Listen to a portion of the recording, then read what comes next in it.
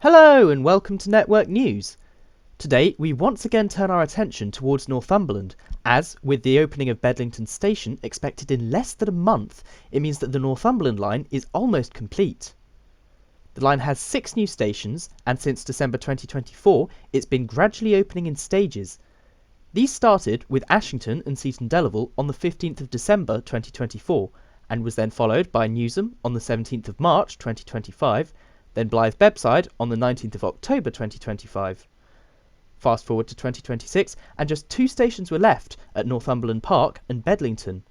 And on the 22nd of February, Northumberland Park was opened, leaving just Bedlington left to go. Bedlington has been one of the more difficult stations to deliver, owing to its constrained site in the middle of a town, which sits between a level crossing at one end and right on a junction with the line towards Morpeth at the other. In fact, the station has actually been delivered such that the platform is overlapping with this junction, meaning that any stopping trains will be temporarily fouling the points. It sits on the same site as the original Bedlington Station, which closed in 1964, and you can see that the original station building still survives to this day, albeit in a slightly dilapidated state. The station itself has 2 platforms equipped with many of the same fairly basic facilities you'll find at other stations on the Northumberland line, such as parking spaces, including disabled and EV spaces, cycle storage areas, waiting shelters, ticket machines, real-time departure boards, hearing loops and smart card scanners, since the station will sit within Zone D of Newcastle's pop card system.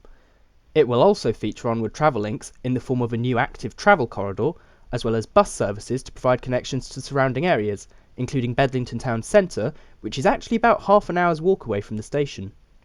Interestingly though, the station doesn't appear to have a footbridge linking the 2 platforms, meaning that people will instead have to cross the tracks at the level crossing. This isn't too uncommon to see nationwide, but is somewhat surprising for a newly built station. Level crossings always carry an inherent risk to them, especially if it means that, for instance, people end up running across the tracks when the lights start flashing because they're worried they'll miss their departing train on the other side. I'm sure the designers have their reasons for not including a footbridge, but like I say, it seems peculiar. But when will we actually be able to take a look around? Well, Bedlington Station has had its opening day announced as Sunday the 29th of March 2026, with the first train expected to be the 8:28 service from Newcastle to Ashington, and the second being the 8:43 service from Ashington to Metro Centre via Newcastle. Glenn Sanderson, the leader of Northumberland County Council, said, "I'm absolutely delighted to be able to confirm Bedlington opening for March 2026. It's the culmination of so much work led by the County Council, but it wouldn't have been possible without everyone else who has been so integral to making the Northumberland line the success it is." Whilst it's good to see this station being opened, there's no getting away from the fact that this date represents a significant delay to the scheme, as the station was originally expected to open last year. The Northumberland line has faced numerous unforeseen challenges in its delivery, from unmapped mine workings to unexploded bombs, as well as various other factors which have ultimately caused these delays and led to the cost of the project increasing from an initial estimate of £168 million to a final delivery price of about £336 million. Issues aside, the opening of Bedlington Station will mean that the Northumberland line, in its current iteration, will officially be complete, concluding 5 years of work, adding 18 miles to the passenger network on what had previously been a freight-only line, and bringing new rail connectivity to more than 100,000 people in an area unserved by rail for more than 60 years.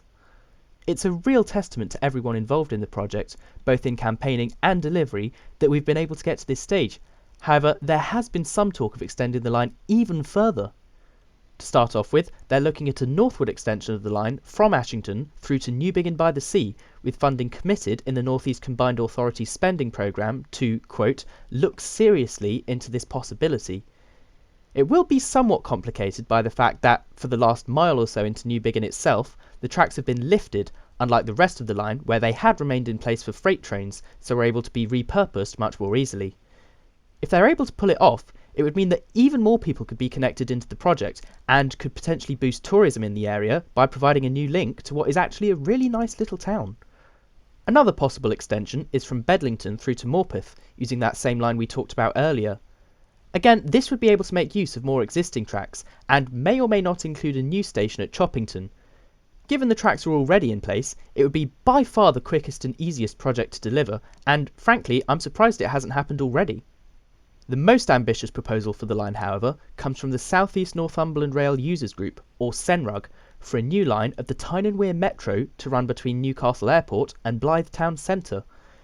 This would share the tracks with the Northumberland line from Northumberland Park up to Newsham before diverging to run along the former alignment into Blythe Town Centre, which would be quite a useful link to have, considering that both Blythe Bebbside and Newsham are actually about a 45-minute walk away from the town centre. This would be an extremely useful route to open up, but isn't likely to be a priority for the foreseeable future, with efforts in the area instead being concentrated on the reopening of the Leamside line, which itself includes an extension of the metro to Washington and recently received backing from the government as part of a broader announcement about Northern Powerhouse Rail. I've done a whole video about it if you're interested. In any case, it seems that all these proposals for the Northumberland line are likely to be at least a few years away, and that, at least for now, we're probably just going to be left with the line's core section from Ashington through to Newcastle, though even this will still have transformational benefits, with a journey from Ashington to Newcastle taking just 35 minutes and costing no more than £3. The Northumberland line hasn't been perfect. Its stations have been criticised for their bare minimum design. Its trains have suffered from being too short to keep up with demand. There's a distinct lack of electrification on the line, which is concerning not only for the passenger services, but also the numerous freight trains which use it. The whole thing has faced delays and budget increases, and it struggles at integrations with other transport modes, such as at Newsham, where the local bus operator is refusing to call at the station's purpose-built bus stop, with services instead flying over the station on the new bridge without stopping. Or at Northumberland Park, where due to the National Rail Station and the Metro Station technically being two different systems, it means that the station has two Platform 1s. However, despite all these setbacks, the line has still been an overwhelming success. The issue of overcrowded trains is a direct result of the fact that it's consistently exceeded usage predictions, whilst cheap fares have unlocked new travel opportunities for those living along the line to get to and from Newcastle at a faster speed and more reasonable price than they could with the buses. From my own personal visits to the line, I can see the very real impact it's having on people, and the way it's been transforming lives in this often overlooked part of the country.